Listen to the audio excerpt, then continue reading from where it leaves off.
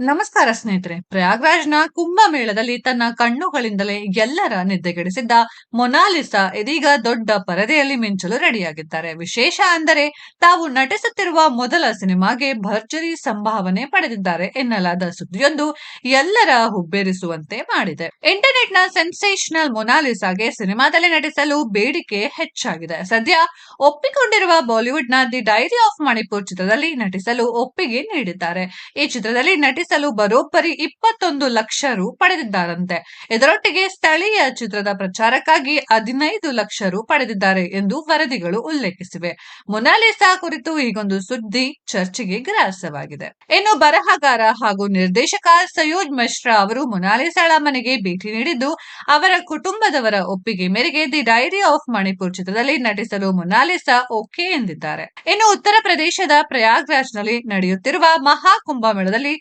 ಹುಡುಗಿಯೊಬ್ಬಳು ರುದ್ರಾಕ್ಷಿ ಮಾರುತ್ತಿದ್ದಳು. ಆಕೆಯ ಮುಗ್ಧ ನಗು, ನೀಲಿ ಕಣ್ಣುಗಳ ಮೂಲಕವೇ ಎಲ್ಲರ ಗಮನ ಸೆಳೆದು ರಾತ್ರೋರಾತ್ರಿ ಫೇಮಸ್ ಆಗಿ ಇಂಟರ್ನೆಟ್‌ನಲ್ಲಿ ಸಂಚಲನ ಮೂಡಿಸಿದ್ದಳು. ಸ್ನೇಹಿತರೆ, ಈಕೆಯ ಅದೃಷ್ಟದ ಬಗ್ಗೆ ನಿಮ್ಗೆಲ್ಲ ಏನನ್ಸುತ್ತೆ ಅನ್ನೋದನ್ನ ಕಾಮೆಂಟ್ ಬಾಕ್ಸ್ ಅಲ್ಲಿ ಕಾಮೆಂಟ್ ಮಾಡಿ. ಈ ವಿಡಿಯೋ ಇಷ್ಟ ಆಗಿದ್ರೆ ಲೈಕ್ ಮಾಡಿ, ಶೇರ್ ಮಾಡಿ, ಚಾನೆಲ್‌ನ ಸಬ್ಸ್ಕ್ರೈಬ್ ಮಾಡಿ, ಪಕ್ಕದಲ್ಲಿ ಇರೋ ಬೆಲ್ ಐಕಾನ್ನ ಹಿಟ್ ಮಾಡಿ. ಮುಂದಿನ ವಿಡಿಯೋದಲ್ಲಿ ಭೇಟಿಯಾಗೋಣ.